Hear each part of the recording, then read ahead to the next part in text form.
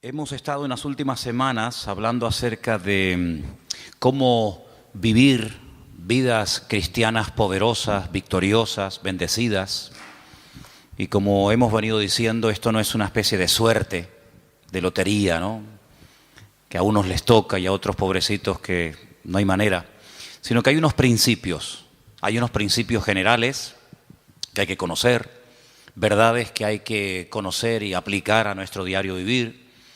Y esto, ya te digo, no es cuestión de suerte, no es cuestión de decir, bueno, será que porque una persona lleva ya mucho tiempo en el Señor, parece como que ya la victoria es algo que forma parte de su estilo de vida. No tiene nada que ver con el tiempo. De hecho, hay creyentes que llevan muchos años en los caminos del Señor y puede ser que se dé el caso de que todavía no sean victoriosos o vencedores en todas las áreas de su vida. Y después te puedes encontrar con personas que llevan mucho menos tiempo en los caminos del Señor, que puede ser que tengan claro y que las áreas de su vida que en otros creyentes que llevan más tiempo, que ya deberían tal vez de dar ejemplo, pues ya las tienen ellos dominadas, ¿no? Entonces ya te digo, no es cuestión de suerte, no es cuestión de tiempo, es cuestión de conocer la verdad. La verdad, tenemos el texto aquí arriba, os hará libres, pero no solamente conocer la verdad, sino aplicarla. Porque hay gente que sabe mucho, pero luego no practican lo que saben. Y hemos estado viendo en las últimas semanas que hay una lucha, que es la lucha entre la carne y el espíritu. Vimos un poquito más acerca de esto el domingo por la tarde. Y si alguien se ha preguntado, bueno, ¿y esta lucha hasta cuándo va a durar? ¿Hasta cuándo vamos a tener luchas con el carácter, con nosotros mismos, con los problemas y tentaciones de la vida? ¿Hasta cuándo? ¿Será que esto es al principio, primer año? Claro, todo está empezando, todo es nuevo. Ya en el segundo año, un poco menos, y ya a partir del tercero, cuarto, quinto año, ya estas luchas entre carne y espíritu desaparecen completamente. ¿Podríamos dar esa respuesta a una persona que se pregunta cuánto tiempo dura la guerra, la batalla entre la carne y el espíritu?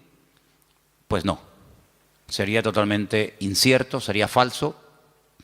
Esto no es cuestión de decir, bueno, los primeros años van a ser años duros, difíciles, porque es el tiempo en el que estamos aprendiendo y poniendo la base, el fundamento de nuestra vida, pero luego ya después, olvídate, luego ya a disfrutar, a vivir la vida y ya no hay luchas, ni batallas, ni problemas. No es cierto.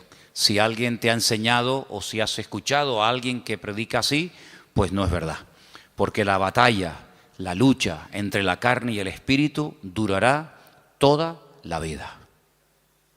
¿Amén? Yo sé que algunos dicen, uy, me cuesta decir amén, pero es así de claro.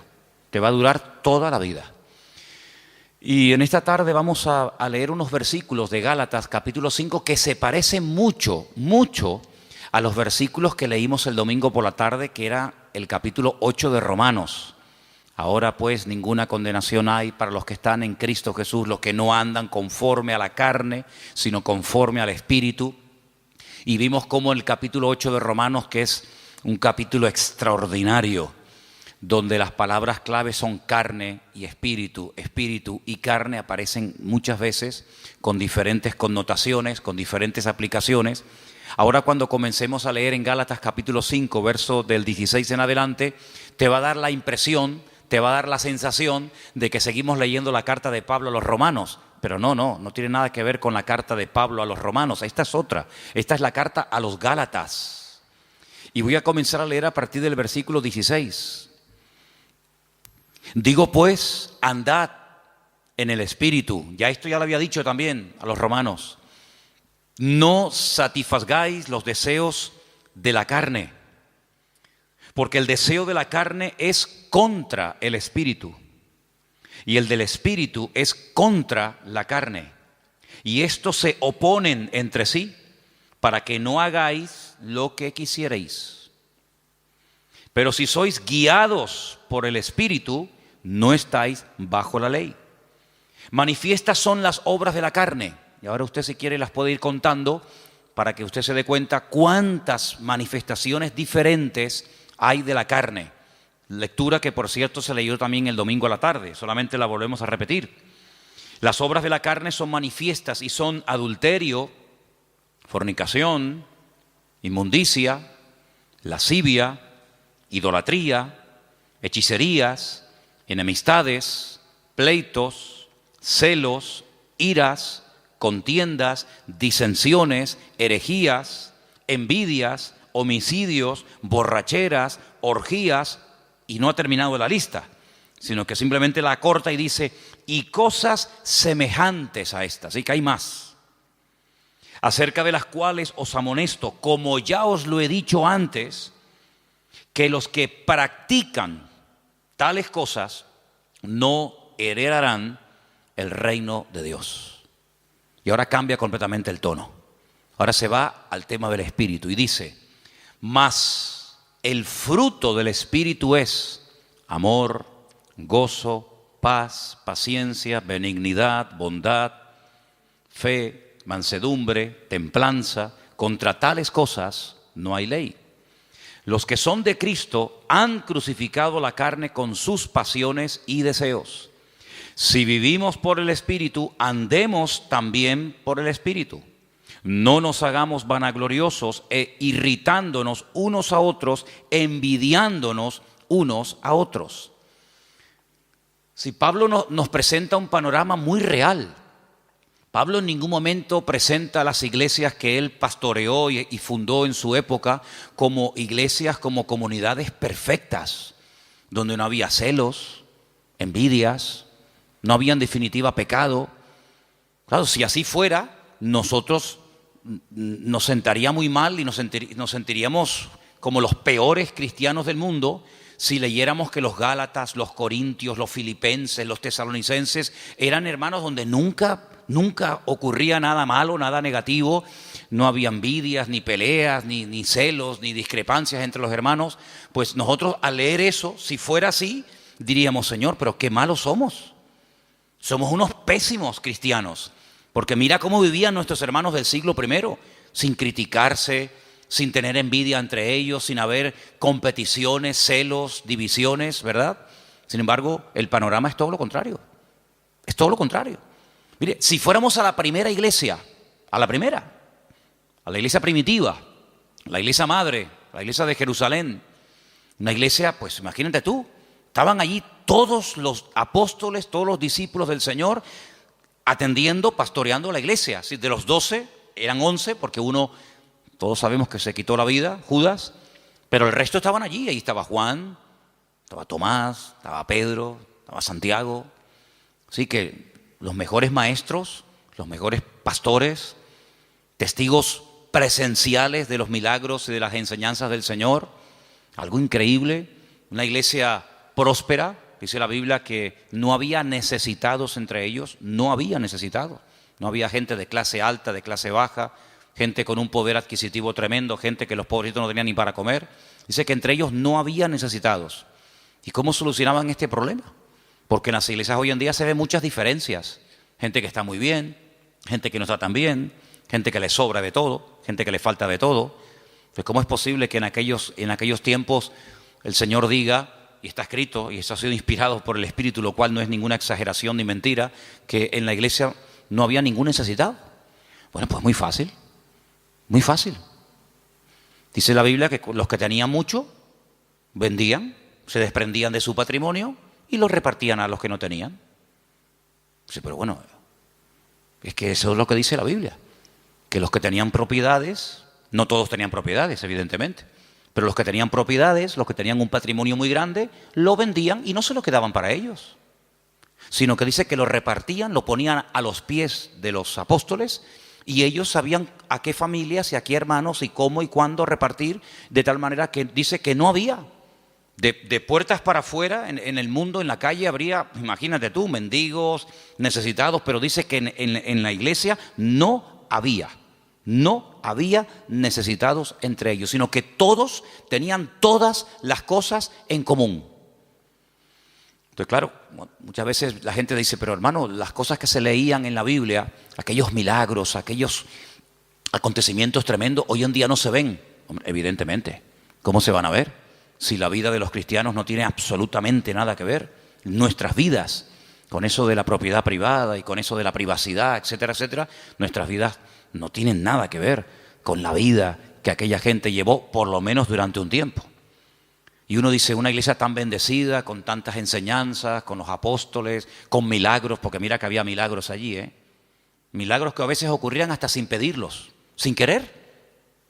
Pedro dice que un día iba al culto y cuando él iba caminando, claro, uno proyecta la sombra y dice que la sombra, ni siquiera imposición de manos, ni oración directa, sino su sombra, dice que cuando pasaba y caía por encima de los enfermos, eran sanados, la sombra de una persona, la sombra. Eso no lo hemos visto nosotros nunca, y no sé si alguna vez lo veremos, pero en aquellos tiempos era normal. Y cuenta la palabra que incluso había gente que vivían lejos, ya un poquito más adelante en los tiempos del apóstol Pablo, cuando ya era un apóstol, y dice que había personas que vivían lejos, incluso que tenían problemas con demonios terribles, y Pablo se quitaba una prenda de su ropa, un pañuelo o lo que fuera, y se lo mandaban a través de un familiar o de un vecino o de un amigo, y cuando se lo ponían encima aquella persona se sanaba, era liberado. Unas cosas increíbles, ¿no? Increíbles. Multitudes se convertían, un día 3.000, otro día 5.000. Los cultos de oración eran diarios, dice que todos los días subían a la hora tercera, a las 3 de la tarde, la hora de más calor, pues no había siesta, sino la siesta era culto de oración todos los días. Iban a entrar a la iglesia y la gente pedía y oraban por ellos y ya entraba. Imagínate tú, empezar el culto ya con sanidades y milagros y aún no había empezado el culto. Una iglesia increíble. ¿No te hubiera gustado formar parte, aunque sea un tiempito, de esa iglesia? ¿No te hubiera gustado escuchar? ¿Quién predica el jueves? Juan, el discípulo amado. ¡Wow! Y el domingo por la tarde, Pedro y Santiago.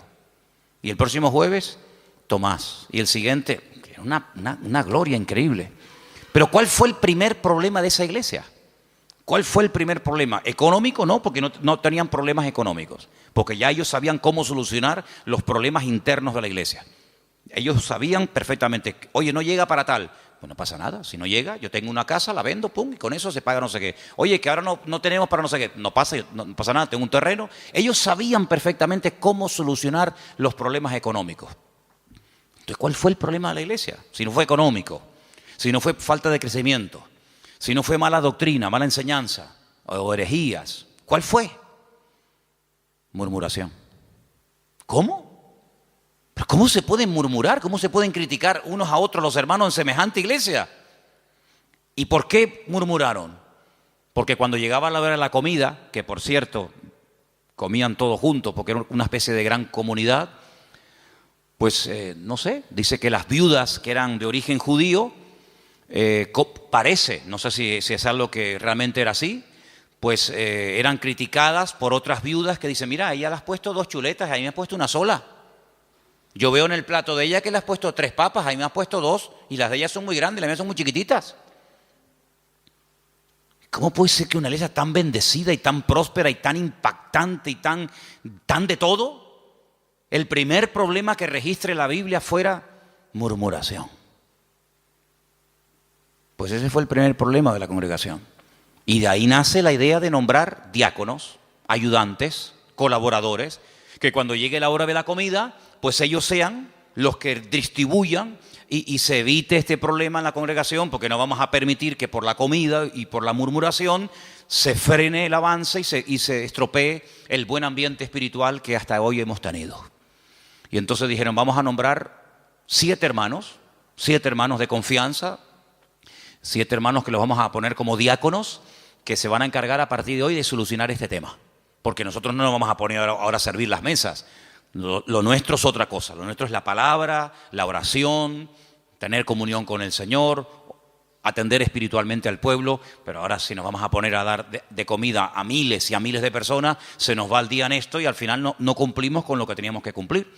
Pero claro, pusieron unos requisitos. Dice que tenían que ser hombres llenos del Espíritu Santo, de fe y de buen testimonio y sabiduría, para servir las mesas. Pues si esos eran los requisitos de los diáconos, ¿cómo tenían que ser los apóstoles y los pastores en aquella época? Yo creo que muchos de los que somos pastores hoy en día no podríamos ser ni diáconos en la iglesia primitiva, porque ponían el listón tan alto, era algo tan elevado que pedían para que una persona pudiera atender las mesas, que tú imagínate lo que tenían que pedir para ser pastor. algo realmente increíble. Así que vemos que el problema de la carne y del espíritu ya surgió en el seno de la primera iglesia, en la iglesia primitiva. Imagínate 2000 años después. Imagínate 2000 años después. Si viendo y viviendo en aquel tiempo y en aquel ambiente y aquella atmósfera de gloria, de bendición, de un mover de Dios espectacular, donde todo lo que ocurría era genuino. Las cifras que se dan no son aumentadas, no se estiran las cifras. Bueno, eran 200 los que se convirtieron, pero tú pones ahí 5000. No. Todo era genuino, los milagros eran genuinos, las sanidades eran genuinas. Todo lo que ocurría era genuino, no eran cifras evangelásticas. Eran cifras genuinas, milagros realmente del Señor. Si eso ya ocurría en aquella época, imagínate hoy en día cuando nuestro nivel de santidad, nuestro nivel de espiritualidad no tiene absolutamente nada que ver con el de nuestros hermanos de los primeros siglos de la era cristiana. Entonces vemos que el problema dentro de la iglesia fue la carnalidad. Ahora, oraba y le pedía al Señor, Señor, tiene que haber algún cuadro, tiene que haber algún pasaje en la Biblia para que este tema que estamos tratando últimamente de la carne y del espíritu, de vivir en victoria o vivir en derrota, nos resulte lo suficientemente gráfico como para captar lo que más o menos quiere decir la Biblia cuando habla de la lucha continua entre la carne y el espíritu. Y hay un pasaje extraordinario. Hay un pasaje increíble y lo vamos a leer esta tarde y vais a ver cómo al entender ese pasaje vais a poder entender mucho más lo que me refiero cuando hablo de la carne y del espíritu. Vamos al primer libro de la Biblia, al primero, que se llama Génesis, capítulo 25. En Génesis capítulo 25 vamos a leer una historia muy conocida, pero de la cual vamos a extraer muchísimas lecciones para poder entender mejor la lucha entre la carne y el espíritu. Génesis capítulo 25, voy a leer a partir del versículo 19. ¿Lo tienen, hermanos? Muy bien. Dice así la palabra del Señor, presta atención, hermano. Estos son los descendientes de Isaac, hijo de Abraham. Abraham engendró a Isaac. Y era Isaac de 40 años cuando tomó por mujer a Rebeca, hija de Betuel, arameo de Padán Aram, hermana de Labán, arameo. ¿Cuántos datos en un solo versículo? La edad, el nombre del padre, el nombre del hermano, un montón de datos, todos muy importantes. Quédese con esta cifra, 40 años tenía cuando Isaac se casa. Y entonces dice en el versículo 21, y oró Isaac al Señor por su mujer, que era estéril, y lo aceptó el Señor y concibió Rebeca, su mujer. Y los hijos luchaban dentro de ella y dijo, si es así, ¿para qué vivo yo? Y se fue a consultar al Señor. Y el Señor le respondió y le dijo, 2 naciones hay en tu seno y 2 pueblos serán divididos desde tus entrañas. El uno será más fuerte que el otro y el mayor servirá al menor. Esa es la palabra que el Señor le da a esta mujer atormentada. Esta mujer que lo está pasando realmente mal, porque tiene una batalla, tiene una guerra dentro de su vientre. Entonces ella dice, Señor, si estar embarazada es esto, yo no quiero vivir, yo no quiero seguir adelante con este embarazo, quítame la vida. Y entonces ella se va y se refugia en el Señor y le dice, Señor, explícame qué es lo que aquí está pasando. Seguramente ella habrá hablado con otras mujeres, incluso a lo mejor, vete tú a saber, con alguna mujer que también estaba embarazada como ella en aquel tiempo. Y seguramente alguna le habrá dicho, oye, pues yo no sé, yo no te entiendo porque a mí no me está pasando nada de lo que tú estás diciendo. Entonces ella cuando se va a consultar con el Señor no es porque está un poquito mareada y tiene vómitos por la mañana temprano cuando se levanta y pierde el equilibrio y está cansada. No, ella está harta Ella lo está pasando francamente mal. Pero va a consultar, va a buscar palabra de Dios. No va a quejarse, no va puerta por puerta, sino que ella va al único que le puede decir qué es lo que está pasando. Ella va al Señor y desahoga su alma delante del Señor, y el Señor le habla y le da una palabra tremenda. Mira, no llevas uno, llevas dos. Y son dos pueblos. Y están peleándose desde tu vientre. Y siempre será así. Y el mayor servirá al menor. Y entonces ya ella más o menos entiende qué es lo que está pasando. Seguimos. Versículo 24. Cuando se cumplieron los días para dar a luz, he aquí había gemelos en su vientre. Ya se lo había dicho el Señor, que había dos, no uno. Luego, aquí vemos que la primera parte de la palabra, no llevas uno, sino llevas dos, se está cumpliendo. Cuando ella vio salir uno y vio salir al otro, ella seguramente habrá recordado lo que el Señor le había dicho. Dos, llevas dos, no uno, dos. Luego, si la primera parte de la palabra se ha cumplido, prepárate porque la segunda también se va a cumplir. ¿Cuál es? Que se van a llevar como el perro y el gato. Que el mayor va a terminar sirviendo al menor. Que están divididos, enfrentados, peleados desde el vientre, ya están peleándose. Imagínate cuando sean grandes. Entonces dice en el versículo 25 que salió el primero, dice rubio, ahora hablaremos acerca de eso, y era todo velludo, como una pelliza, y llamaron su nombre Esaú. Fíjate que en el versículo 25 dice, y salió el primero. Ahora tendría que decir el siguiente versículo, y salió el segundo, ¿sí o no? Pues no dice eso. Cuando sale Esaú dice, salió el primero, pero cuando sale el otro hermano, dice el versículo 26, después, no dice el segundo, dice después. Salió su hermano, trabada su mano al calcañar de Esaú, y fue llamado su nombre Jacob. Y era Isaac de edad de 60 años cuando ella los dio a luz. Yo les dije que en el versículo 20 dice cuántos años tenía cuando se casó. 40. Y al final del versículo 26 dice cuántos años tenía cuando fueron padres. 60. Es decir, que durante 20 años intentaron ser padres y no pasaba nada. Dice la Biblia que ella era estéril. Pero Isaac sabía perfectamente que para Dios no hay nada imposible.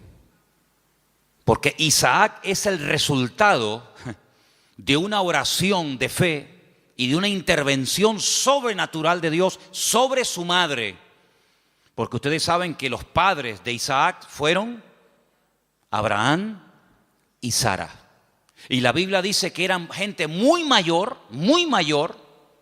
Ella era de 90 y él de 100 años, tú imagínate. Y para colmo, ella también dice la Biblia que era estéril. Luego, humanamente hablando, entre la edad y el tema de la esterilidad, imposible.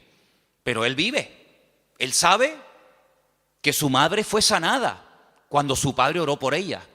Luego, ahora otra vez, se repite por segunda vez en una mujer, en una matriarca, el mismo problema que Sara, es estéril. Y se volverá a repetir en la siguiente generación, en Raquel, sabemos, ¿no? Era Sara, era Rebeca y era Raquel. 3 generaciones seguidas de mujeres estériles, pero mujeres sanadas por el poder de Dios.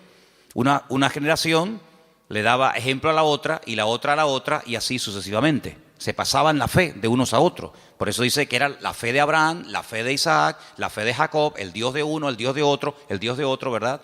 No se aprendían cosas en una primera generación y luego no llegaban esa segunda y se terminaba diluyendo la bendición, sino que la bendición iba de menos a más. Date cuenta que, por ejemplo, Abraham ora, Dios sana a su esposa y tiene 1. El hijo nace y ora por su esposa y tiene 2.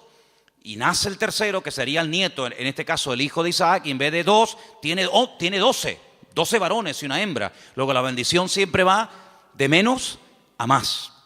Ahora, fíjate qué curioso, 40 años tenía cuando se casó, 60 cuando fue padre. Quiere decir que durante 20 años Durante 20 años no hay registro en la palabra de que Isaac orara por este tema. Esta es la primera vez que encontramos a Isaac orando por un tema familiar. Esta es la primera vez que la Biblia dice que Isaac se paró y dice, lo hemos leído en el versículo 21, Isaac oró al Señor. Si ustedes leen antes de este versículo, en capítulos anteriores, no dice absolutamente nada. Luego, durante 2 décadas, durante 20 largos años, aquí no pasaba nada. Hasta que Isaac, el cabeza del hogar, se para y dice, aquí hay que orar. Pero el texto que estamos leyendo esta tarde me llama mucho la atención porque cuando dice en el versículo 21, y oró, esa palabra, vayetar, significa oró insistentemente, porfiadamente. No oró de una forma superficial. Bueno, Señor, tú sabes que queremos ser Padre, ayúdanos en tu nombre, amén. Venga, vamos a hacer otra cosa. Sino que él se metió en serio con Dios. Él dijo, aquí hay un problema. Curioso que no dice que su esposa también oró con él, sino dice que él se puso enfrente de ella a orar por ella. Eso es muy curioso. Él tomó autoridad y dijo, bueno, a lo mejor tú ya te has resignado a no ser madre.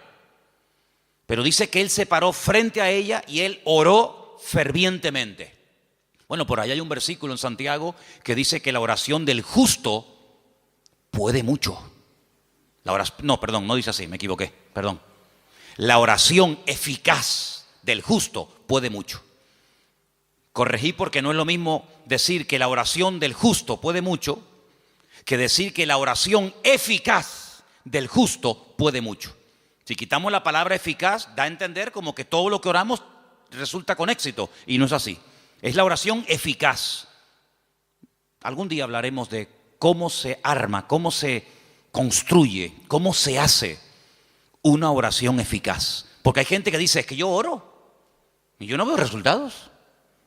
Y yo pido, pero llevo 20 años y yo no veo. Entonces la Biblia dice, es la oración eficaz. Porque hay oraciones que no son eficaces. Son oraciones, pero no son eficaces.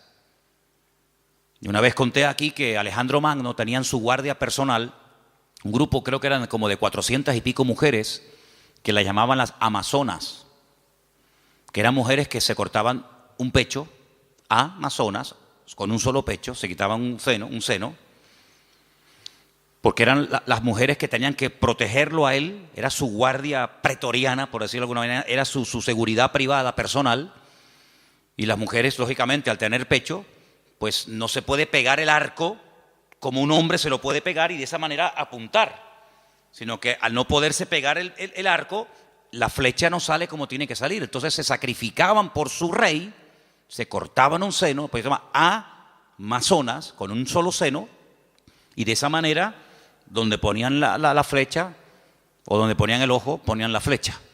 Entonces eran personas que se sacrificaban, se amputaban un miembro de su cuerpo con tal de cumplir con su cometido. Bueno, el Señor dijo una vez que si tu ojo te produce problemas, que te lo arranque.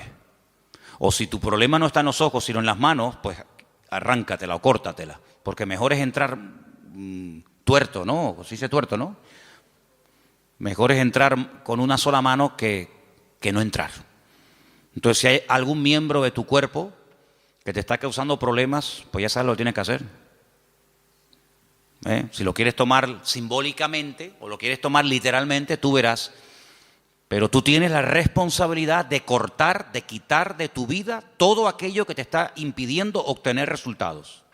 Sea mano, sea ojo, sea televisión, sea internet, sea móvil, sea amigo, sea novia, sea novio, sea vecino, sea vecina, sea perro, sea coche, sea moto, sea deporte, sea lo que sea, sea lo que sea.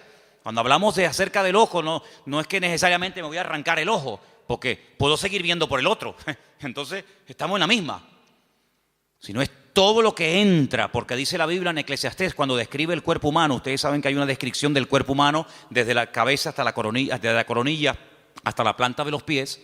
Cuando él llega a la parte de la visión, él dice que son las ventanas las ventanas. Y el Señor dijo, si tu ojo es bueno, si lo que tú ves, si lo que entra por las ventanas es bueno, todo tu cuerpo estará lleno de luz.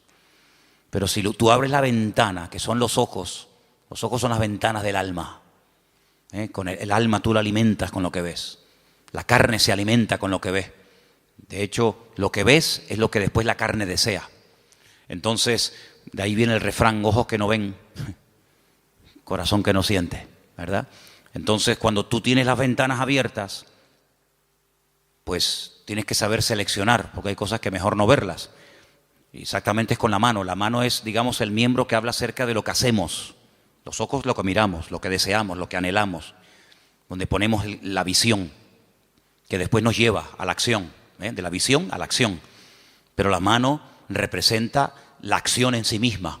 Hacemos con las manos. Cristo sanaba a los enfermos con las manos, tocaba a los enfermos, multiplicaba los panes y los peces. Las manos son, digamos, el medio, hablando de una forma simbólica de lo que hacemos, de lo que ejecutamos. Entonces, si lo que estás haciendo o lo que estás viendo, lo que está entrando en definitiva en tu mente y lo que posteriormente sale te está causando problemas, tienes que tomar medidas preventivas primero. Si ya no funcionan las medidas preventivas, entonces otro tipo de medidas, pero lo que no puede ser es que la carne esté superando la vida en el espíritu, porque dice la Biblia que los que viven en la carne no pueden agradar a Dios. Y los que son guiados según la carne van a la muerte, a la destrucción. Por lo tanto, hay esa lucha que vemos desde el vientre de la madre de esta mujer, de Rebeca, con estos dos hijos. Ahora, después dice, en el mismo versículo 21, cuando yo he dicho vayetar, significa orar porfiadamente, insistentemente, en el mismo versículo, cuando dice, y aceptó el Señor, ¿lo veis? Es la misma palabra, pero se pronuncia de una forma diferente, vayater. Vayater, vayatar, vayater. Se escribe igual, pero las vocales se ponen diferentes. ¿Y saben lo que significa eso? Aquí se ha traducido por aceptó el Señor. Aceptó el Señor. Significa que convenció a Dios. Dicho de otra forma, Dios se dejó convencer por la oración de Isaac. Es increíble. Dios se dejó convencer. A ver, ¿qué quieres? Presenta argumentos. Preséntame argumentos. ¿Por qué quieres ser padre? No tenemos la oración de Isaac. Solamente tenemos el hecho de que oró Isaac al Señor y el Señor dijo, está bien. Pero la oración que hizo Isaac al Señor, qué pena, no la tenemos. ¿Te hubiera gustado que estuviera ahí? Algún día cuando lleguemos a la gloria decir, oye Isaac, ¿puedo hablar contigo un segundito? ¿Me podrías decir más o menos lo que le pediste a Dios cuando querías ser padre?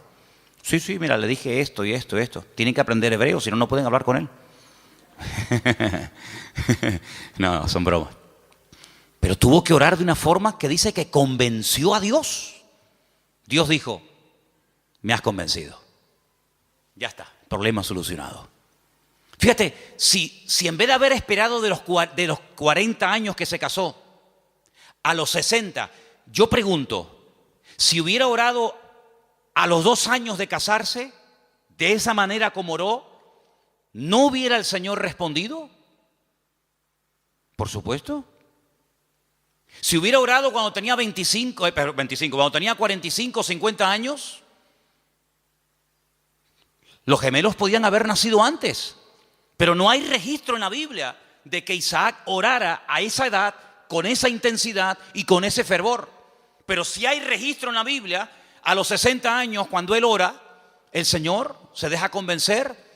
Los argumentos que presentó Isaac, pienso yo que un argumento podía haber sido este. Señor, tú le dijiste a mi padre que en ti serían benditas todas las naciones de la tierra y que tú le darías un heredero y que yo sería el hijo de la promesa. Pero Señor, cuando yo me muera, mi padre vio en mí el cumplimiento de la palabra. Yo soy el hijo de la promesa. Por eso me pusieron Isaac, que significa ríanse, gócense, alégrense. Estaba todo cerrado, estaba todo opuesto. la esterilidad de la madre, la vejez del padre, imposible. Pero ríanse, Isaac, yo soy el hijo de la promesa, pero ¿y cuando yo me muera? Se acabó la risa, se acabó la alegría. Cuando yo y mi mujer nos muramos, ya no hay continuidad. La bendición nació y murió con nosotros. ¿Cómo puede ser esto? Señor, dame hijos para que siga la bendición. Y ahí presenta argumentos. Y ahí, en el buen sentido de la palabra, Isaac dialoga, discute, pelea con Dios en oración y dice: Vayater, Dios se dejó convencer. Estoy de acuerdo, Isaac, perfecto. Tu mujer a partir de ahora quedará embarazada. Qué tremendo, ¿eh? Qué tremendo. Si nos tomáramos más en serio, no solo la oración, sino cómo oramos, qué diferente sería nuestra vida, ¿sí o no? A veces no tenemos suficiente fe. Yo sé que la fe la tenemos que poner en el Señor, eso lo tengo más claro que el agua. Pero el Señor nos ha dado un medio poderosísimo, que es la oración. Si lo usáramos más, si oráramos más fervientemente, y esto no tiene nada que ver con el carácter de uno, porque Santiago, cuando dice que la oración eficaz del justo puede mucho, pone un ejemplo. Uno dice, bueno, oración eficaz de un justo, a ver, ¿quién podría ser? ¿Quién? No hace falta que te rompas la cabeza. Santiago dice, Elías era un hombre, dice, sujeto a pasiones semejantes a las nuestras. Cuando se enfadaba Elías, hermano, sal corriendo, sal corriendo, que cuando éste se enfada, ora a Dios, te cae una llama de fuego encima y te fulmina, Estaban un día en lo alto de una montaña y el rey dice, llámenme al profeta. Y llega un capitán con sus soldados y le dice, varón de Dios. Así como no le gustó mucho el tonito, no le gustó mucho la forma tal vez como se lo dijo. Y Elías se le queda mirando y le dice, varón de Dios, ¿no? Así como con rintintín. Si yo soy varón de Dios, que quede bien claro y que caiga fuego del cielo y lo hace. Los calcinó a los 50. Hicieron un asado ese día allí en medio del campo. Al día siguiente el rey dice, bueno, esto habrá sido, no sé, una casualidad. Venga, vayan a buscarme a ese hombre. Varón de Dios, venga, date prisa. Sí, si yo soy varón de Dios, que quede bien claro. Ya van 100. Un olor a carne en la atmósfera había terrible, ¿no? Tercer grupo, vayan a buscarme a ese hombre. Cuando llega el tercero se tira a tierra y dice, gran varón de Dios, ten misericordia de mí, por favor, no me quemes. Te pido, te suplico. Así me gusta. Ahí se baja Elías. Así era Elías, amigo. Así era Elías. Alguien dijo en cierta ocasión que si el Señor no se lleva en un carro de fuego a Elías, le prende fuego a todo el país. Porque para él todos estaban mal. Claro, para él todos estaban mal. En un día, mató a 100 soldados. Días más tarde, a 450 profetas de Baal les cortó el cuello en el monte Carmelo. Pero ¿este quién es? Y después hablan los americanos de Rambo. Esto es increíble, esto es tremendo este hombre. El Señor se lo tuvo que llevar con él. Pero mira, era un hombre que se desanimaba, ¿sí o no? Señor, quítame la vida, estoy harto, me siento solo, este no es mi sitio, no sé qué, orando tonterías. Una mujer le dice, mañana como no ponga tu cabeza en un plato, como tú pusiste en un plato la cabeza de mis profetas, y sale corriendo por miedo a la mujer. Claro, si Elías era tremendo, ¿cómo tenía que ser esta mujer? Porque para salir corriendo desde allí hasta donde fue corriendo. Pero dice que era un hombre sujeto a pasiones semejantes a las nuestras. Se enfadaba, se desanimaba, se deprimía, oraba tonterías. Pero cuando oraba, amigo, cuando ese hombre entraba en guerra y en comunión con Dios, no había infierno que lo pudiera detener. ¿Te das cuenta? Entonces aquí encontramos un ejemplo de cómo este hombre ora. La mujer no dice que orara. Bueno, pero que tienes que orar eres tú, que para eso eres el hombre, para eso eres la cabeza. Y tú tienes que traer la bendición a tu casa.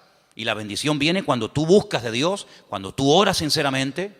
Mira, el peor defecto que puede tener un hombre no es que no predique. Hermana, si su marido nunca va a ser un predicador, no se enfade con él. No todos han sido llamados a predicar. Ese no es el mayor problema de un hombre. El mayor problema de un hombre es que no sabe cantar. No, hermano, hay hermanos que el Señor los bendiga. Por ahí no van los tiros. Es que a mí me gustaría tener un hombre que cante, sí, pues mire, le tocó, no hay más, hermana. El problema de un hombre no es que no canta o no predica. ¿Tú sabes cuál es la peor desgracia que puede tener un hombre? Que no sepa orar.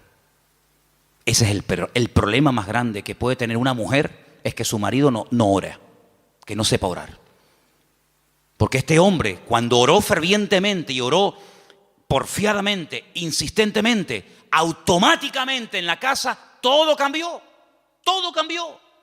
Ahora, la oración trajo problemas, porque por la oración de Isaac, dice la Biblia, que su mujer lo estaba pasando mal. Pero ella, ¿qué fue lo que hizo? Lo que le enseñó su marido: vete a hablar con el Señor, déjate de quejarte, vete a la cámara secreta, y allí en la cámara secreta abre tu alma delante del Señor. Y el Señor le dio una palabra tremenda. A muy pocas gentes el Señor le da palabras específicas para sus hijos, y a ella se los dio. Vamos a leerlo otra vez.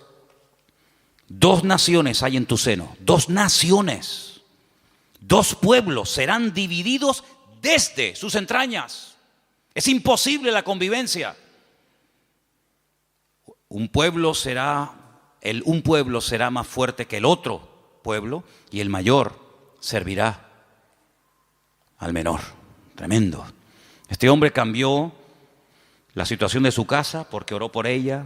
Ahora, lo que me llama la atención, lo decíamos hoy en casa, que cuando su papá, cuidado con esto, cuidado, porque hay cosas que se transmiten a través de lo físico, de lo genético, pero también hay cosas que se transmiten de generación en generación por la vía espiritual. Si me sacan una célula de mi cuerpo, cualquiera que sea, y extraen un ADN de mi pelo o de donde sea, en un 99,9% ese ADN dirá que yo soy hijo de fulano de tal. Es inevitable, totalmente inevitable. Las famosas pruebas de paternidad. Ah, no, es que ese hijo no es mío. Sí, hazte una prueba de paternidad y ahí, amigo, ahí sale. O eres o no eres. Bueno, tal vez no. O eres o no eres. Lo genético, queramos o no, se transmite de generación en generación. ¿Y lo espiritual? Porque dice la Biblia que somos espíritu, alma y cuerpo. Luego transmitimos la genética, y como lo natural es un reflejo de lo espiritual, lo he dicho ya 1.000.000 de veces, pues si transmitimos lo genético, si transmitimos lo físico, lo espiritual, no te quepa la menor duda. Por ahí podríamos un día hablar largo y tendido sobre este tema. Dice la palabra de Dios que tal la madre, tal la hija. ¿Sí o no? Eso dice la Biblia. Tal la madre, tal la hija. No dice tal el padre, tal el hijo. Eso no lo dice. Pero la Biblia se dice tal la madre, tal la hija. Así que mamá, ten cuidado que le estás transmitiendo a tus hijos. Porque la madre transmite mucho más a los hijos de lo que te puedas imaginar. Mucho más a veces que un padre. ¿Qué te parece? La responsabilidad es tremenda. Así que si hay aspectos negativos espiritualmente hablando de tu madre o de tus antepasados, métete en la habitación con el Señor y que Dios corte todo eso lo antes posible. Para que no seas tú una víctima de cosas del pasado. Aunque un día hablaremos más detenidamente sobre todo esto. Pero lo que quiero decir con todo esto es que él no tomó una sierva. Él podía haber dicho, bueno, ¿qué hizo mi padre cuando oró y no venía yo, vaya, no nacía yo? ¿Qué hizo mi padre? Tomó una sierva. Era la costumbre de la época. La costumbre, no lo bíblico, no lo correcto. Por dejarse llevar por la costumbre, resulta que hasta el día de hoy estamos pagando las consecuencias de aquello. Porque no fue una palabra dada por el Señor como ahora el Señor le está diciendo a Rebeca lo que le está pasando, sino que fue una costumbre. Cuando la señora de la casa no podía tener hijos, o bien porque fuera estéril, o bien porque fuera demasiado mayor, la costumbre era una criada, la criada de la señora, la criada de confianza de la casa, pues podían tener relaciones sexuales, el amo con ella, y ese hijo que naciera se consideraba hijo legítimo del matrimonio.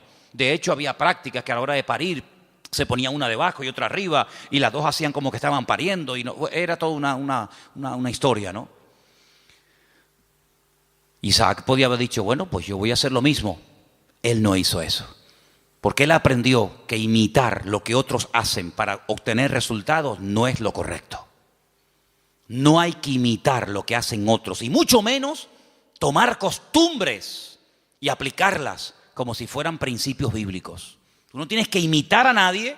Es que mi padre lo hizo, pero eso no significa que tú lo vas a hacer. Mira, hay un momento en la vida de Isaac en el que él tiene la tentación de hacer lo mismo que hizo su padre. No con la criada, ya eso lo dejamos bien claro, porque Isaac prefirió esperar en Dios 20 años que precipitarse y adelantarse como hizo su padre con Agar, y fue un desastre. Que al final saben que tuvo que expulsarla, al hijo, etcétera, etcétera. Pero hay un momento en el que él quiere bajar a Egipto, porque su papá bajó a Egipto.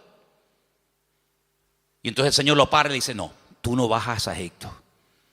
Entonces no tengas la tendencia de imitar, de copiar, de hacer lo que otros hacen, porque en ese caso le resultó favorable, o tuvo algún éxito, o tuvo alguna bendición. Dios no es un Dios de métodos, es un Dios de principios. ¿Cuántos dicen amén? Usted no tiene que imitar a, no, es que es como, por ejemplo, usted sabe que cuando hay una persona enferma, siempre hay alguien que se te acerca a decirte lo que tienes que tomar. Cuando hace poco tenía la garganta mal, me afectó un poco la garganta, si yo me hubiera tomado todo lo que me dijeron, me hubieran envenenado. Me hubieran envenenado. No, tienes que tomarte tomillo con un poco de orégano y con una cuchara y una yema de huevo. Al rato venía otro. No, lo que tú tienes que hacer es tomarte gárgaras de limón con miel por la mañana. Venía otra. No, lo tienes que hacer una infusión de jengibre. Si yo llego a mezclar todo eso, estaría muerto. Porque todos tenemos siempre la tendencia de decir a los demás lo que tienen que hacer. Y aquí vemos algo muy importante. Isaac dijo, mi padre hizo mal. Pero yo no voy a imitar a mi padre. Yo voy a orar al Señor, y aunque seguramente Isaac tenía muchas criadas y muchas siervas, yo no voy a hacer eso. Y eso se lo transmitió a su mujer, de tal manera que ella, cuando está mal, lo que hace es lo que su marido le ha enseñado. Vete a orar y el Señor te dirá lo que tienes que hacer. ¿Cuántos dicen amén? Tremendo, este pasaje me gusta muchísimo. Así que no toma el ejemplo de su padre, pero ahora vamos al versículo donde dice que los hijos luchaban dentro de ella. Dentro de ella. Hay otra versión que dice se agitaban. Hay una palabra un poquito extraña en hebreo que es vayitrosasú, algo así, que viene de la raíz ratz, que significa correr, destrozar, aplastar. Se estaban matando los hermanos en el vientre de la madre. No es que decía, échate un poquito para allá, como por las noches, ¿no? Cuando estamos durmiendo, sobre todo cuando hay calor, ¿no? Los matrimonios, cuando hay calor, que dice, échate para allá. Cuando hace frío, dice, échate para acá. No es que quedamos, para allá o para acá. Bueno, depende de la estación. Échate para allá, échate para acá. No es que estaban ahí incómodos, ¿no? ¿Verdad? Sino que se estaban matando. Querían salir los dos antes de tiempo. Se estaban aplastando, se estaban dando una cuerada entre ellos tremenda. Ahora tú imagínate tener dos, si ya uno es complicado, imagínate tener dos que se están matando y peleando el uno al otro. Bueno, el otro día me contaron algo, yo no sé si era verdad o no, pero dice que una madre embarazada denunció a su hijo antes de nacer, porque le estaba dando un mal embarazo. Lo denunció. Y dice que un juez aceptó la denuncia y que cuando salga niño, no sé, lo llevarán a comisaría o le pondrán a la esposa, yo no sé. Denunció al hijo porque le estaba causando problemas al embarazo. Oye, hay que estar de verdad. Después dicen que nosotros estamos locos, pero el mundo está, bendito sea Dios. Denunció al bebé que aún no ha nacido. Imagínate tú, su propia madre. Pórtate bien, que te portes bien, que no te muevas. Imagínate dos peleándose ahí, matándose y pellizcándose y pegándose puñetazos. Es que hay dos dentro. Y uno es completamente diferente al otro. Y ahí es el cuadro que yo estoy utilizando esta tarde para reflejarles la realidad de la batalla que hay entre la carne y el espíritu.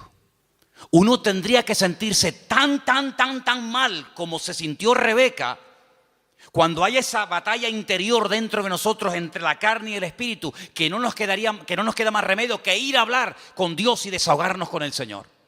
Ella no dijo, bueno, esto es normal, sino cuando en nosotros hay esa guerra, como decía Pablo, Romanos capítulo 7, léanlo, es un capítulo tremendo. Pablo abre su corazón, Pablo se quita la careta y dice, hermanos, lo que quiero hacer no lo estoy haciendo. A veces hago cosas que no quiero hacer. Miserable de mí, ¿quién me librará de este cuerpo de muerte? Lo que quiero hacer no lo hago, hago lo que no quiero y hay una ley dentro de mí. No le eche la culpa a fulano, a mengano. Hay una ley, hay algo dentro de mí. Es esa ley que la carne se rebela contra el espíritu contra la carne, igual que Jacob y Esaú, que se mataban y se pegaban el uno al otro. ¿Y qué hizo Rebeca? Se fue a hablar con el Señor. Eso es lo que deberíamos de hacer cuando nos sentimos mal, cuando queremos orar, pero no quiero orar. Cuando quiero leer la Biblia, pero no me da la gana de leer la Biblia. Y cuando quiero que Dios me bendiga, pero ya no quiero saber nada de Dios, me tiene cansado. Y cuando quiero ir, pero ya no quiero ir. Cuando hay esa lucha, no te resignes y digas, bueno, seré que soy raro, seré que soy un bicho extraño. No. Lo que tenemos que hacer es lo mismo que hizo Rebeca. Señor, ¿qué pasa? ¿Qué me está pasando? Señor, háblame, ayúdame. Porque si no me ayuda, quítame la vida. Porque esto no es vida ni es nada. No lo dijo, pero casi probablemente estuvo tentada a decir, es que yo estaba mejor antes que ahora. Yo estaba mejor antes cuando era una mujer estéril, sin hijos, que ahora que tenía que estar saltando de alegría por estar embarazada. Pues antes yo vivía y me sentía mejor que ahora. Ahora que me has bendecido, esta bendición me está trayendo unos problemas terribles. No dijo todo esto, lo estoy diciendo yo, a ver si me entienden. Pero ¿cuántas veces puede pasar por nuestra mente? ¿Cuántas veces nos pueden cruzar los cables por nuestra mente y decir, ¿y ahora qué? Ahora, y lee la Biblia y vas a la iglesia y no sé qué, y te das cuenta. El diablo es tremendamente cruel con nosotros y nos hace ver un panorama irreal, pero lo pinta de tal manera que parece que es real. Tremendo. Ya se lo dijo al Señor, solamente te quiero pedir una cosa, que te postres y me adores. Y si lo haces, mira qué fácil, te postras, me adoras y ya está. Te doy todos los reinos de la tierra. Y el diablo lo que quiere, detrás de toda tentación, detrás de todo ataque, siempre está lo mismo. Claudica, tira la toalla, ríndete. ¿Y qué es rendirse? Es darle la razón al diablo. Pero dice la Biblia, sométete a Dios, resiste al diablo y huirá de vosotros. ¿Cuántos dicen amén? No dice, no, yo me someto a Dios y el diablo huye. Es que no dice eso. Es que no dice eso. Como tú te estés montando una vida cristiana diferente a los principios que dice la palabra, te vas a llevar cada palo, te vas a llevar cada desilusión, porque ves que haces las cosas y no funcionan. Y no hay nada peor que hacer algo y ver que no funciona y te enfadas con Dios. Someteos a Dios, someterse a Dios. ¿Qué es someterse a Dios? Habrá que explicar a estas alturas lo que es someterse a Dios. Hermano, rendirse a Dios sin condiciones. Es que yo siento, es que yo creo, es que a mí me parece, es que yo haría. Someterse, rendirse. Tú has perdido la guerra, el que manda soy yo. No me digas a mí dónde tienes que vivir, cómo tengo que vestirte, cómo tengo que tratar, porque tú te has rendido. El que he ganado soy yo, y el que gana la guerra le dice al vencido cómo tienen que hacerse las cosas. No me vengas a poner condiciones. Someterse a Dios, rendirse a Dios. Ya no vivo yo. Muy bien, perfecto. Ahora que te has sometido, ahora que te has rendido, ahora puedes resistir. ¿A quién? Al diablo. Y huirá, tiempo futuro, huirá. Pero no me dices cuándo, no. Te digo el presente, sométete, resiste, tiempo presente. Y en futuro, la victoria, huirá.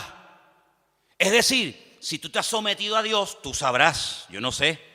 Si tú te estás sometiendo a Dios diariamente, porque no es que me sometí el domingo pasado y durante toda la semana hago lo que me da la gana. No, me someto el lunes, me someto el martes, me someto el miércoles, me someto cada día, cada instante de mi vida. Si yo me estoy sometiendo, yo tengo que resistir el lunes, el martes, el miércoles. Y si no se ha solucionado el problema, si no ha huido el enemigo, si no se ve un rayo de luz en el horizonte, ¿qué hago? Pues quiere decir que tienes que seguir sometiéndote a Dios y resistiendo. Sometiéndote y resistiendo. ¿Hasta cuándo? Hasta que huya. Ese es el objetivo, hacer huir al enemigo, ¿sí o no? Cuando tú te montas en un avión, imagínate que te vas de aquí a Madrid. Y por el camino dice, señorita, una preguntita, por favor. ¿Estas turbulencias es normal? Sí, sí, es normal. ¿No me podría dejar usted a mí por el camino, por favor? ¿Cómo? ¿Cuánto tarda esto? 2 horas y media. ¿2 horas y media? No, yo no. No, dígale al chofer que en la próxima parada me bajo. Menos mal que no hay timbre en los aviones. Si hubiera timbre, ¿cuántas veces le darían la paliza al pobre piloto? Para, aquí me quedo. No, tú tienes que llegar hasta el final, porque tú saliste de un sitio para llegar a otro. Y en la vida cristiana no hay paradas intermedias. Saliste y no volváis atrás, dice la Biblia. El Señor le dijo al pueblo de Israel, no hagan otra vez nunca este camino de vuelta. Yo los he sacado de allí para llevarlos a la tierra prometida, la tierra que fluye leche y miel. No se les ocurra nunca más, ni a ustedes, ni a vuestros descendientes, hacer el camino de vuelta a Egipto, porque no hay marcha atrás. Y en la vida cristiana dice que el que pone la mano en el arado no puede mirar atrás, porque si pongo la mirada atrás, el surco no sale derecho, sale todo torcido, y eso es un desastre, es un desastre.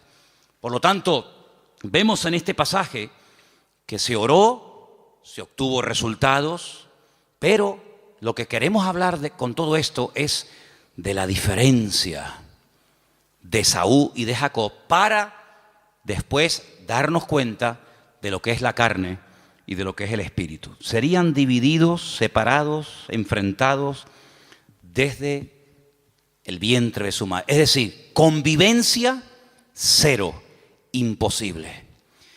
Cuando hace años, ¿se acuerdan los que estaban? Algunos todavía no saben esto, pero cuando estábamos en el puerto de Veracruz y en una de las casas que hay allí, ¿se acuerdan ustedes que vinieron aquellos santeros?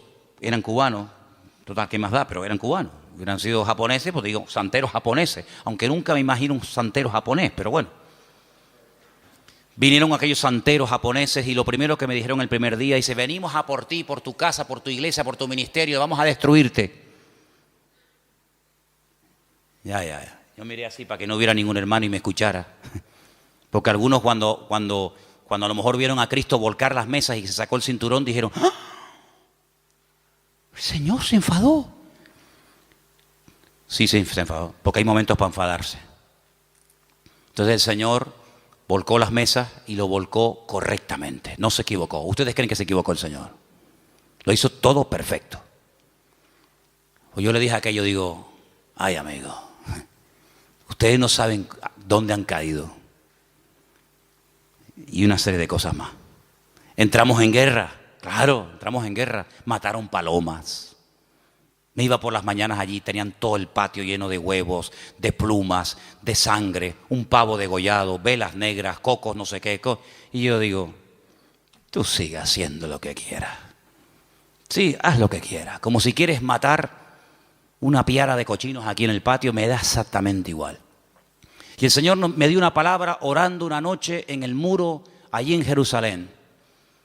Y me dijo, de aquí a poco se irán y no los verás nunca más. Mirarás y el malo ya no estará y nunca más lo verás. ¿Qué te parece? Entramos en guerra, se fueron, no como vinieron. Cuando alguien viene a hacerte daño no se va igual que como vino. No. En el mundo espiritual no, en el mundo puede ser, pero en el mundo espiritual cuando alguien viene a hacerte daño no se va igual que cuando vino. Se va peor, se va dividido. Dice, por un camino viene y por 7 se marchan. Sí, la reacción a nuestro favor siempre es en contra del enemigo, evidentemente. Y llegó un día en el que yo dije, ya está, se acabó. Uno de ellos me llamó. Me llamó aparte y me dice, ¿puedo hablar con usted? Ya cuando a mí me hablan de usted, yo digo, qué curioso. Ya me habló de usted. Y me dice, ¿por qué no llegamos a una convivencia? Así me dijo, esa fue su palabra. ¿Por qué no llegamos a una convivencia? Y le dije, jamás en mi vida, por encima de mi cabeza, yo jamás conviviré con ustedes. Hijos del diablo, les dije. Que vienen aquí ustedes a hacer daño. Convivencia en absoluto. La única convivencia que hay es que ustedes quemen toda esa basura, lleguen adentro de la iglesia, se conviertan y le pidan perdón a Dios por lo que están haciendo. Se fue, imagínate tú, como un saltaperico. ¿Qué te parece, amigo? Convivencia, principio del fin. ¿Ya quieren convivir? Pues ya saben que no pueden, vamos a convivir. No habrá nunca convivencia entre Esaú y Jacob, jamás. Es más, la debilidad y la derrota de uno fortalece y le da la victoria al otro. No pueden estar los dos como cabeza. Cuando uno está como cabeza, el otro tiene que estar como cola. Y cuando el otro está como cola, el otro está como cabeza. Es algo antagónico, no pueden estar los dos en la cúspide de la pirámide. O uno está arriba o el otro está abajo. De hecho, cuando uno está arriba es porque se ha fortalecido con la debilidad del otro. Y cuando el otro está abajo es porque su fortaleza la ha perdido y la ha tomado el otro que le ha vencido. Eso es así en el mundo espiritual. No puede haber convivencia entre la luz y las tinieblas. Donde hay luz, no hay tinieblas. Y donde hay tinieblas es porque hay ausencia de luz. Pablo utiliza todo esto y dice, hermanos, qué común unión puede haber entre Satanás y Cristo. Qué común unión puede haber entre la luz y las tinieblas, entre un inconverso y un creyente. Ninguna. Por eso dice, no se unan. El mundo quiere unirse, claro. Para el enemigo eres atractivo, para el enemigo eres un trofeo de guerra. Pero le dice el Señor al creyente, no al inconverso. Al creyente dice, no te unas. Él querrá unirse contigo. Hay gente del mundo que se enamoran de chicas cristianas. Hay chicos de la calle que se enamoran de chicas y los del mundo claro, porque tienen un atractivo, tienen una gracia de Dios. Pero tú enamorarte de uno del mundo, ¿estás loco o qué? Es convertirte en tinieblas siendo luz, amigo. Es increíble. No hay ningún tipo de convivencia y por eso lo que el Señor le está diciendo a esta mujer, a Rebeca, es que no habrá convivencia ni dentro ni fuera, ni cuando son chicos ni cuando son grandes. Y cuando los dos nacieron, dice la Biblia que uno era de una manera y otro era de otra. Es decir, lo natural reflejaba lo distinto que eran el uno del otro. Y eso es lo que tenemos que tener en cuenta para darnos cuenta de que vivir en la carne es totalmente opuesto a vivir en el espíritu. Y no he terminado, mira todos los apuntes que tengo aquí apuntes para una semana, pero quiero terminar diciendo algo, escúcheme bien. Si alguien se pregunta, ¿y puedo vivir un poquito en la carne y un poco en el espíritu? Por ejemplo, sábado hay culto de jóvenes, ¿no? ¿Sí o no? Bueno, pues el sábado canto, oro, alabo a Dios. El domingo también, porque hay culto, entonces tengo que portar bien. No puedo comportarme mal, ni decir palabrotas, ni... Sábado y domingo está bien, total. Pero claro, ya el lunes, el martes que no hay culto, el miércoles que no hay culto, entonces no has entendido nada. Porque no se puede convivir. No se puede vivir en la carne y en el espíritu. Hubo un hombre en la iglesia de Corinto que estaba dentro de la iglesia, dentro del cuerpo de Cristo, pero estaba viviendo en la carne. ¿Sabéis el caso, no? Dice la Biblia que el pecado que estaba cometiendo, cuando Pablo se lo comenta, dice, oye, pasa esto y esto. ¿Cómo? Dice, lo que ese hombre está haciendo, el pecado que está cometiendo ese perverso, lo llama así la Biblia, perverso, que viene de pervertido, dice, ni los del mundo lo practican. Ni los del mundo están viviendo en tanto desorden como ese que se llama hermano, pero se ha metido dentro de la congregación y no tiene nada que ver con una vida de un cristiano. Pablo dice, yo ya lo tengo claro. Bíblicamente dice, yo ya he juzgado ese caso. Yo ya lo he juzgado. Juntaos vosotros con mi postura, con mi espíritu, con mi determinación y cogerlo y sacarlo de ahí, entréguenselo a Satanás para que destruya la carne a ver si su espíritu se salva. Una cosa increíble. Entonces le dijeron, mira, ven para acá, aquí no puedes venir más. Te estaba acostando con la mujer de su marido, de su padre, que a lo mejor no era su madre, pero podía ser la madrastra. Estaba teniendo relaciones sexuales con la mujer de su padre. Y Pablo dice, pues, pero eso, ni en el mundo se hace eso. Ni en el mundo se comentan esos pecados. Cójalo, dice que lo echaron fuera para que Satanás lo zarandeara, lo sacudiera. Cuando tú sales de la iglesia, el diablo te dice, ven.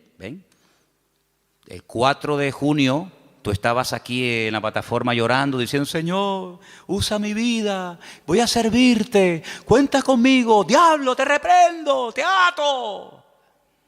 Y el diablo escuchando. El diablo dice, hoy está eufórico, hoy está animado, le tocó el mensaje, está potente. Espérate la semana que viene. Cuando estás, no voy más a la iglesia, estoy desanimado, no sé qué. El diablo dice, ven para acá. ¿Qué me dijiste tú el otro día por la tarde? Te reprendo, diablo, fuera, diablo.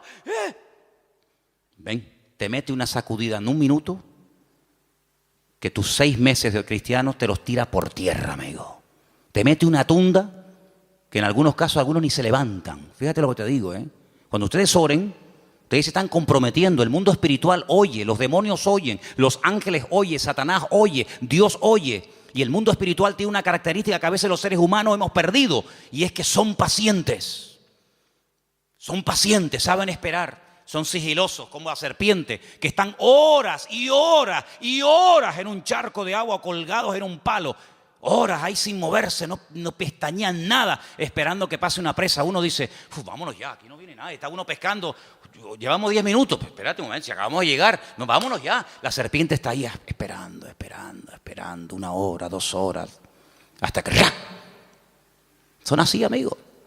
Entonces el diablo en el mundo espiritual hay esa característica de saber esperar. ¿No dice la Biblia que está como un león rugiente?